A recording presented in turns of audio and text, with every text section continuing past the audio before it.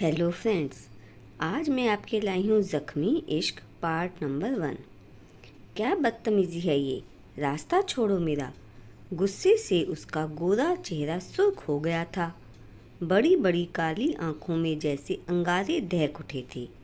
सादा स्याह रंग का सूट पहने वह आग बबूला हो रही थी। वह इतने गुस्से में भी बेहद खूबसूरत लग रही थी। साजिद ने उसे ऊपर से नीचे तक गौर से देखा। वह सच में कयामत थी। बेहद खूबसूरत, लेकिन सादगी और मासूमियत उसके चेहरे को और भी दिलकश बना रही थी। कंदील नाम था उसका, जो उसका सुकून, चैन, नींद, होश सब उड़ा ले गई थी। आज भी वह उसके रास्ते में आ खड़ा हुआ था और वह रोज की तरह इग्नोर करके जाने की बजाय उस पर भड़क गई थी। तुम्हारा हर रास्ता मुझ तक ही आता है कंदील, फिर रास्ता कैसे छोड़ दूं? वह आंखों में दीवानगी लिए उसे ही देख रहा था। मेरा कोई भी रास्ता तुम जैसे आवारा लड़के तक नहीं जा सकता। अब फौरन हट जाओ, मुझे घर जाने के लिए देर हो रही है, वह गजबनाक अंदाज में बोली। एक ना एक दिन तो तुम्हें मेरे ही घर आना है, तो चलो आज तुम्हें तुम्हारी ससुराल घुमा लाता हूँ। तुमने मुझे समझने में भूल कर दी है।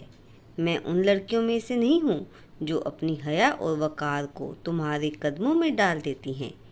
मैं कंदील आज़र हसन हूँ, जिसे मरना मंजूर है लेकिन झुकना नहीं। पिछले 3 साल में भी क्या तुम ये बात समझ नहीं पाए? वह उसकी आंखों में आंखें गड़ाकर बिना घबराए बोल रही थी। साजिद बिलाल चौधरी के लिए यह लड़की एक ऐसा चैलेंज थी जिसे वह हर हाल में जीतना चाहता था। वह बेहद अमीर घर से ताल्लुक़ रखता था।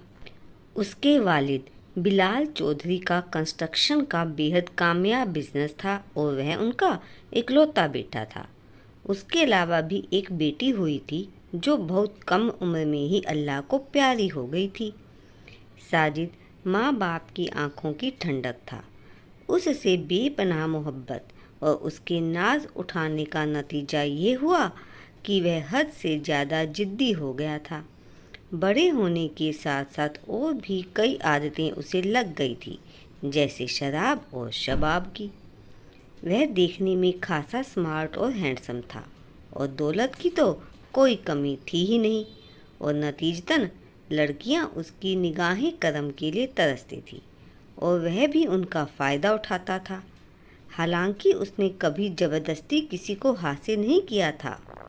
अब जबकि वह कॉलेज में था तो काफ़ी हसीन लड़कियों से उसकी दोस्ती थी। और फिर उसने देखा था कंदील को, जो फर्स्ट ईयर में न्यू एडमिशन थी। उसे देखकर उसके जज्बातों में एक वलवला सा उठा था। वह बाकी लड़कियों से काफ़ी अलग थी। सादे कपड़े पहनती थी जो उसके वजूद को छुपाए रखते थे, और दुपट्टा उसने कभी उसके सर से सरकते ना देखा था। हसीन मासूम चेहरे वाली वो हसीना उसका चैन और करार पहली नज़र में ही लूट ले गई थी। वह हर दम उसके दीदार को तरसने लगा था। पहले तो उसे लगा कि वह भी दूसरी लड़कियों की तरह उसकी पर्सनैलिटी और दौलत से इम्प्रेस होकर उसके कदमों में आ गिरेगी, लेकिन चंद महीनों में ही उसकी ये गलतफहमी दूर हो गई थी। फिर वह उसके बारे में पता करने लग गया था और हैरत में पड़ गया था, क्योंकि वह एक लोअर मिडिल क्लास फैमिली से ताल्लुक़ रखती थी, जहाँ पैसे की कमी थी, और उसके यहाँ से वह शायद पहली लड़की थी जो कॉलेज में पढ़ रही थी।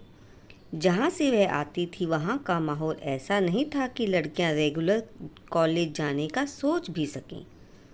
तब से कंदील का रुतबा उसकी नज़रों में और भी बढ़ गया था। वह उसके रास्ते में आने लगा था, जाने अनजाने उससे टकराने लगा था। उसकी रेपुटेशन इतनी अच्छी नहीं थी लड़कियों के मामले में, इसलिए वह हमेशा उससे बचकर चलती थी, ज़्यादातर उसे इग्नोर करती थी। वह नहीं चाहता था कि वह उससे दूर रहे और उसे इग्नोर करे। अगर तुम उन लड़कियों जैसी होती तो बात अलग थी। तुम्हारी इन्हीं अदाओं ने तो हमें लूटा है, वह बड़े गुरूर से बोला। तुम्हारी ये छिछोरी हरकतें मेरे दिल में और भी नफरत पैदा करती हैं। मेरी सलाह है तुम्हें कि मेरा पीछा छोड़ दो, वरना पछताओगे। तेरा पीछा ना मैं छोड़ूंगा सोनिए, भेज दे चाहे जेल में प्यार के इस खेल में।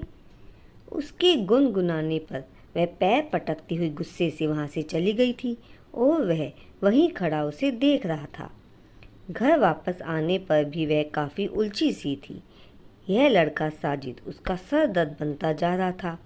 शुरुआत में तो उसे लगा था कि वह उसकी बेरुखी और इग्नोर करने की वजह से उसका पीछा छोड़ देगा, लेकिन जितना ही वह पीछे हटती वह उतना ही करीब आने में लगा रहता था।